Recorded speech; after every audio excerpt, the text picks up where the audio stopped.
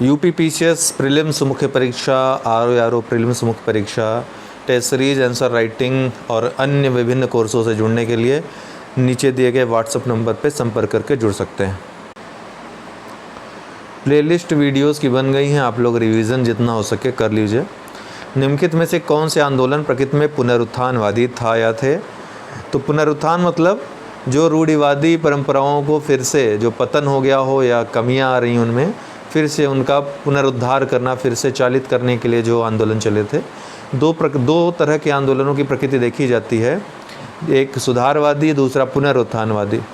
सुधारवादी क्या करते हैं, जो कमियां विद्यमान हैं उनमें ही सुधार करने को ये करने के लिए आंदोलन चलाते हैं।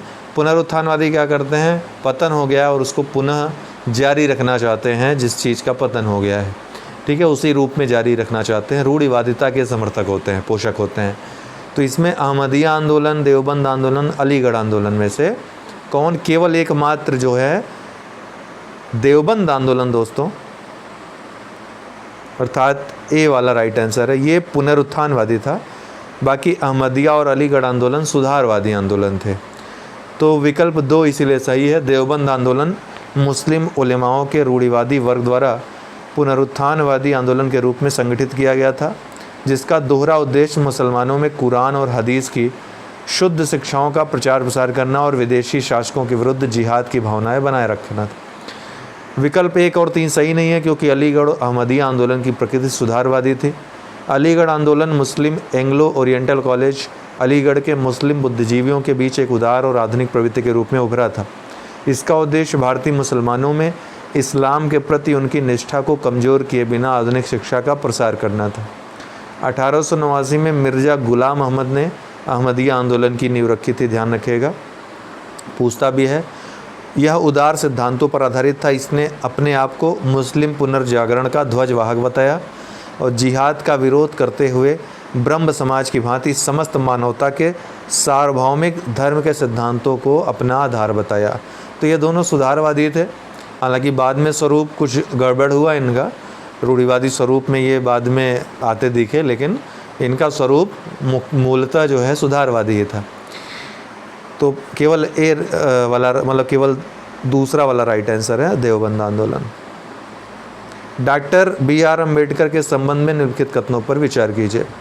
पहला, दलित वर्गों के लिए पृथक निर्वाचक मंडल के पक्ष में थे, बिल्कुल सही है। 1932 आपको याद होगा। उन्होंने दलित वर्गों के लिए पृथक निर्वाचक मंडल की अपनी मांग पर बल देने के लिए गांधी जी के साथ पूना समझौते पर हस्ताक्षर किया। गलत है। पूना समझौते पे ये मान गए थे गांधी जी की शर्तों को, जो ही गांधी जी ने अपनी तरफ से प्रस्ताव रखा था। तो दूसरा वाला तो बिल्कुल गलत हो गया। तीसरा क्या, उन्होंने धार्मिक आधार पर भारत के विभाजन का प्रबल विरोध किया। गलत है। थॉट्स ऑन पाकिस्तान पुस्तक है, उसमें उन्होंने विभाजन का प्रबल समर्थन किया था, न कि विरोध। तो इसलिए दूसरा तीसरा गलत है। नहीं, हाँ, दूसरा तीसरा गलत है और पहला ही सही है। तो इनमें से कौन सा सही है? तो केवल पहला, बी वाला राइट आंसर हो जाएगा। डॉक्टर अंबेडकर का मानना था कि पृथक निर्वाचक मंडल निम्न वर्गों के सशक्तिकरण में सहायक हो सकता है, परंतु गांधी जी के अनुसार इससे उच्च वर्ग और निम्न वर्ग के मध्य एक स्थायी खाई का निर्माण हो सकता है। इसलिए गांधी जी ने पृथक निर्वाचक मंडल के विचार का विरोध किया और इस सांप्रदायिक निर्णय के विरुद्ध उन्होंने आमरण अनशन शुरू कर दिया। इसने अंबेडकर को पूना पैक्ट पर हस्ताक्षर करने और पृथक निर्वाचक मंडल की मांग त्यागने के लिए विवश किया। इससे दलित वर्गों के लिए सामान्य निर्वाचन क्षेत्रों में आरक्षण का मार्ग प्रशस्त हुआ। इसलिए कथन 1 सही है और कथन 2 सही नहीं है। डॉक्टर अंबेडकर विभाजन के विरोधी नहीं थे। अंबेडकर ने अपनी पुस्तक थॉट्स ऑन पाकिस्तान, जो कि 1941 में प्रकाशित हुई थी, उसमें कहा था कि पाकिस्तान में जनसंख्या का शांतिपूर्ण स्थानांतरण राष्ट्रीय भावना के सहित सशक्त भारत के लिए वांछनीय है, जरूरी है। ठीक है, तो कथन 3 भी सही नहीं है। वेवेल की ब्रेकडाउन योजना बहुत महत्वपूर्ण है। वेवेल की ब्रेकडाउन योजना के मुख्य लक्ष्य निम्नलिखित में से कौन से थे या थे? भारत से अंग्रेज़ों की सुरक्षित वापसी, बिल्कुल सही है। 1945 में वेवेल योजना आई थी, आपको पता होगा। मिलान के लिए भी, क्रोनोलॉजी के लिए भी आता है। भारत को एक भौगोलिक इकाई के रूप में संगठित रखने के लिए भारत के विभाजन से बचना, भारत के विभाजन से बचना बिल्कुल सही है। ये भी विभाजन नहीं चाहते थे। यही कारण रहा कि ब्रिटेन में, लंदन में इनके इस प्रस्ताव को नामंजूर कर दिया गया। ठीक है, वेवेल योजना को ब्रिटेन में नामंजूर कर दिया गया था। संविधान निर्माण में मुस्लिम लीग को समान प्रतिनिधित्व प्रदान करना, ये भी इनकी योजना में शामिल नहीं था। ठीक है, तो ये तो थे, ये तीसरा वाला नहीं था, तो पहला और दूसरा राइट आंसर हो जाएगा। ए वाला राइट आंसर ओके, बी वाला राइट आंसर हो जाएगा। तो भारत में तेज़ी से विकसित हो रही राजनीतिक स्थिति से निपटने के लिए लॉर्ड वेवेल और उनके निकटतम परामर्शदाताओं ने ब्रेकडाउन योजना तैयार की। युद्ध के पश्चात भारत में मुख्य रूप से दो प्रमुख राजनीतिक प्रवृत्तियाँ उभरी। पहली, भारत को एक भौगोलिक इकाई रूप में बनाए रखना। दूसरी, जो इसके पूर्णतः विरुद्ध थी एवं मुस्लिमों द्वारा समर्थित थी, वह ये थी कि एक मुस्लिम बाहुल्य वाला स्वतंत्र राज्य चाहते थे। वेवेल की ब्रेकडाउन योजना को दो मुख्य लक्ष्यों को ध्यान में रखने के लिए तैयार किया गया था। पहला अंग्रेजों की भारत से सुरक्षित वापसी, दूसरा भारत को एक भौगोलिक इकाई बनाए रखने के लिए विभाजन से बचना। पहला लक्ष्य के लिए वेवेल ने भारत में से चरणबद्ध वापसी का मार्ग सुझाया था, जिसे दक्षिण के हिंदू बाहुल्य प्रांतों से प्रारंभ किया जाना था। अच्छा, अर्थात धीरे धीरे वापस जाना था इनको। तो दूसरा लक्ष्य पंजाब और बंगाल दोनों के विभाजन प्रस्ताव को मुस्लिम लीग के समक्ष रखकर उसे सौदेबाजी के एक उपकरण के रूप में अपनाना था। बहुत महत्वपूर्ण स्टेटमेंट है, ताकि उन्हें धार्मिक आधार पर एक पृथक मुस्लिम बाहुल्य देश की मांग से रोका जा सके। ठीक है, तो ये महत्वपूर्ण बातें थी। यद्यपि लंदन में वेवेल की पूरी योजना को अस्वीकार कर दिया गया था, परंतु इसके कुछ भागों को उनके उत्तराधिकारी माउंटबेटन योजना जो आई थी बाद में 3 जून योजना की अंतिम वापसी योजना में सम्मिलित कर लिया गया था। इसमें पंजाब और बंगाल दोनों का विभाजन भी शामिल था। यह कदम इन दोनों राज्यों में मुस्लिम हितों को होने वाला संभावित नुकसान की भरपाई करने के लिए उठाया गया था। बंगाल विभाजन के विरुद्ध जागरूकता लाने के लिए निम्नलिखित में से किन पत्रिकाओं या समाचार पत्रों का सक्रिय रूप से उपयोग किया गया था? बंगाली हितवादी, संजीवनी, तीनों ही तो था, तीनों राइट आंसर होगा, तीनों ही थे, सी वाला राइट आंसर होगा। ये देखिए बहुत महत्वपूर्ण पत्रिकाएं हैं। इन पत्रिकाओं और इनके लेखकों का अक्सर या तो मिलान करने के लिए आता है या तो डायरेक्ट पूछ लिया जाता है, इनको याद रखना है आपको। स्वदेशी आंदोलन के दौरान राजनीतिक विचारों और सिद्धांतों का पैम्फलेट और पत्रिकाओं के द्वारा प्रसार किया गया था। द्विजेंद्र नाथ टैगोर के नेतृत्व में हितवादी, ध्यान रखिएगा, कृष्ण कुमार मित्र के नेतृत्व में संजीवनी, और संजीवनी में ही पहली बार बहिष्कार का विचार प्रस्तुत किया गया था। ये पूछता भी है, कृष्ण कुमार मित्र ने संपादन किया था इसका। सुरेंद्र नाथ बनर्जी के नेतृत्व में बंगाली अन्य समाचार पत्रिकाएँ थीं। तो सुरेंद्र नाथ बनर्जी बंगाली, हालांकि पिछले कुछ वीडियोस में, कई वीडियोस मैंने चर्चा भी की थी और आगे भी चर्चा करेंगे, आप लोग रट जाएगा एकदम। ये रात 8 बजे वाला वीडियो आप डेली देखिए, रिवीजन करिए, अपने आप में बहुत सागर है। मोतीलाल घोष की अमृत बाजार पत्रिका, मोतीलाल घोष की ब्रह्म बांधव उपाध्याय की संध्या बहुत महत्वपूर्ण है, बहुत मुखर समाचार पत्र है, एकदम ज़बरदस्त आलोचना करता था, इसकी भाषा बहुत ही कड़वी थी। अरविंदो घोष का वंदे मातरम 1907 में इसने निष्क्रिय प्रतिरोध की अवधारणा भी प्रस्तुत की थी। आता भी है निष्क्रिय प्रतिरोध की अवधारणा किसमें थी, तो वंदे मातरम में 1907 में। तो जितने दिए गए विकल्प हैं सब सही हैं, लेकिन इन सबको भी जो नहीं विकल्प में दिए हैं इनको भी आप तैयार रखिए। मौलाना अबुल कलाम आज़ाद के संबंध में निम्नलिखित में से कौन से कथन सही हैं? पहला, वे अखिल भारतीय खिलाफत समिति के संस्थापक सदस्य थे। वे भारतीय राष्ट्रीय कांग्रेस से जुड़े थे लेकिन कभी भी उसके अध्यक्ष नहीं रहे। गलत है, 1940 से लगातार 5 वर्षों तक, वो 46 तक रहे, ठीक है, इसके अध्यक्ष।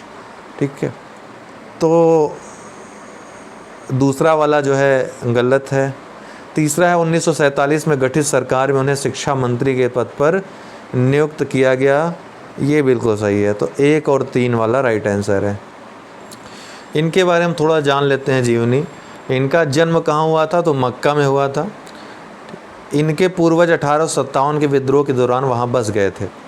वह अपने माता पिता के साथ 1898 में भारत आए थे। कलकत्ता में बसने के पश्चात उन्होंने स्वदेशी आंदोलन के दौरान क्रांतिकारियों के साथ संबद्ध होकर स्वतंत्रता संग्राम में सहभागिता आरंभ की थी। उन्होंने क्रमशः 1912 और 1915 में प्रारंभ की गई साप्ताहिक पत्रिकाओं अल हिलाल अल बलूग, ये दोनों ही पूछता है, राष्ट्रवादी विचारों का प्रचार प्रसार करना आरंभ किया। वे गांधी जी के संपर्क में आए और असहयोग आंदोलन को समर्थन प्रदान करना शुरू कर दिया। मुस्लिम विशेष रूप से पवित्र इस्लामिक स्थानों को लेकर परेशान थे, क्योंकि मित्र राष्ट्रों ने तुर्की साम्राज्य का विभाजन कर दिया था। भारत में मौलाना मोहम्मद अली जौहर और उनके भाई मौलाना शौकत अली सहित कुछ अन्य मुस्लिम नेताओं जैसे डॉक्टर मुख्तार अहमद अंसारी, रईस अरब मुजाहिर, बैरिस्टर जान मोहम्मद जुनेजो, हसरत मोहानी, मौलाना अबुल कलाम आज़ाद और डॉक्टर हकीम अजमल खान ने मिलकर आखिर भारतीय खिलाफत समिति का गठन किया। इसकी दो प्रमुख मांगें थीं जिन्हें कभी स्वीकार ही नहीं किया गया था। पहला, खलीफा सुल्तान के पास पर्याप्त क्षेत्र होना चाहिए ताकि वह इस्लाम धर्म की रक्षा कर सके। जजीरात अल अरब के नाम से जाने वाले अरब, सीरिया, इराक और फ़िलिस्तीन सहित सभी क्षेत्रों को मुस्लिम आधिपत्य में ही रहना चाहिए।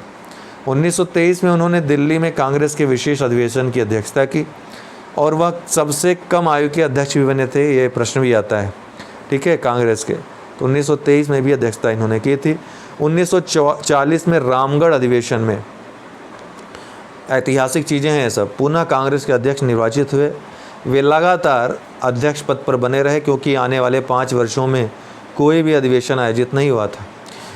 1924 में विश्व युद्ध भी हो रहा था। उसके बाद स्वतंत्रता आंदोलन भी चले। कौन सा आंदोलन चला था? भारत छोड़ो आंदोलन। तो 1924 में अबुल कलाम आज़ाद ने जमात उल उलेमा की अध्यक्षता की थी। 24 में जमात उल उलेमा की अध्यक्षता की थी और 5 वर्ष बाद राष्ट्रवादी मुस्लिम सम्मेलन के अध्यक्ष भी ये बने थे। 1942 में अन्य नेताओं के साथ गिरफ्तारी के पश्चात उन्हें अहमदनगर के किले में कैद किया गया था। कहाँ? अहमदनगर के किले में। मौलाना आज़ाद ने रिहाई के पश्चात शिमला सम्मेलन में भाग लिया था।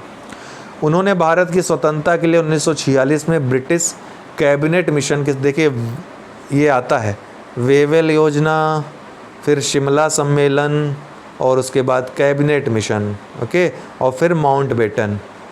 इसी क्रम में आप लोग याद रखिएगा इसको। तो उन्होंने भारत की स्वतंत्रता के लिए 1946 में ब्रिटिश कैबिनेट मिशन के साथ समझौता वार्ता भी की। उन्हें संविधान सभा का सदस्य बनाया गया और अंतरिम सरकार में उन्हें शिक्षा और कला के मंत्री के रूप में नियुक्त किया गया। आते हैं भूगोल के प्रश्नों में। गंगा की निम्नलिखित सहायक नदियों में से नदियों को पूर्व से पश्चिम दिशा में व्यवस्थित करना है।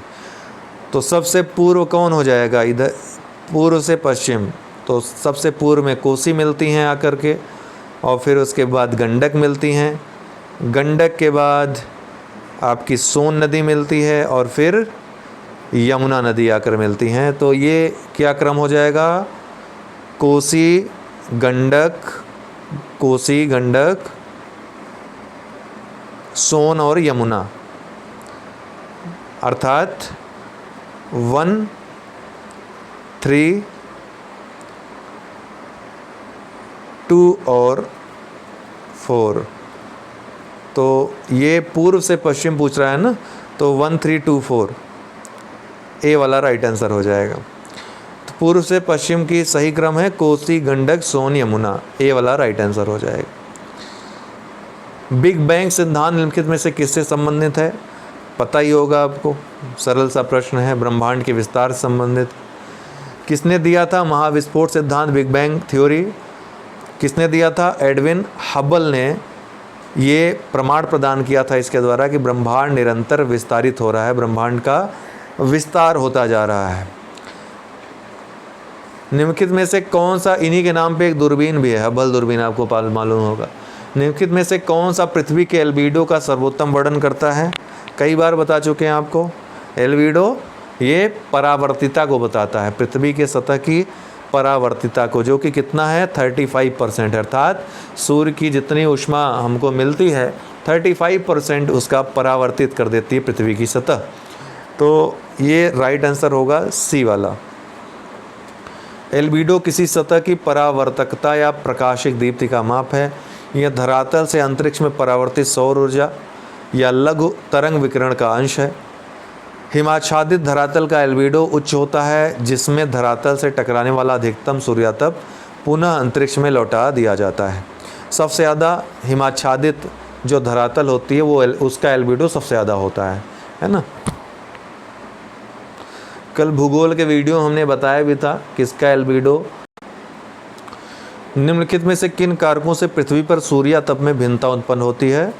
तो पृथ्वी का अपनी दूरी पर घूर्णन, ये तो बिल्कुल सही है।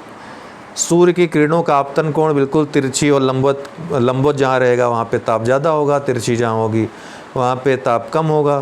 तो दूसरा भी सही है। दिन की लंबाई, ये तीनों ही सही है, राइट आंसर है। ठीक है, इसका भी अप्रत्यक्ष है 1 2 3, तो डी वाला राइट आंसर है। कितने कारक हैं देख लीजिए, इतने कारकों की भूमिका होती है सूर्यातप में भिन्नताओं के कारण। अगला है निम्नलिखित में से कौन से कारक महासागरीय धाराओं को प्रभावित करते हैं। तो पृथ्वी का घूर्णन बिल्कुल प्रभावित करता है, कोरियोलिस फोर्स का बहुत बड़ा प्रभाव होता है महासागरीय धाराओं की गति दिशा में। दूसरा है वायुदाब और पवन, बिल्कुल सही है, ये भी वायुदाब और पवनें प्रभावित करती हैं। पृथ्वी का परिक्रमण प्रभावित नहीं करता है। परिक्रमण ज्वार भाटा के लिए ज़रूर ये ज्वार भाटा को प्रभावित करता है, उनकी तीव्रता को, लेकिन महासागरीय धाराओं को प्रभावित नहीं करता। अक्सर कन्फ्यूजिया जाते हैं आप लोग, परिक्रमण को सोच लेते हैं कि परिक्रमण हुआ सूर्य चाँद लंबवत, है ना, सीधा समानांतर, ये सब सोचने लगते हैं, जबकि यहाँ पर महासागरीय धारा पूछ रहा है। धारा और ज्वार भाटा दोनों में फ़र्क है। ये चीज़ आपको अगर याद नहीं रहेगी तो गलत कर चले आएंगे। तो तीसरा वाला गलत हो जाएगा। सौर ऊर्जा द्वारा तापन, ये सही है। तो 1 2 4 1 2 4 सी वाला राइट आंसर है। ठीक है, सी वाला राइट आंसर है इसका। ये सभी प्रक्रिया का वर्णन कल वाले वीडियो में जो भूगोल वाला है उसको ज़रूर आप लोग देखिएगा। कंप्लीट हमने इसमें डिस्कशन किया है, कॉन्सेप्ट और फैक्ट सारे इसके संबंध में बताए हैं। तो दोस्तों आज के लिए इतना ही, बहुत बहुत धन्यवाद।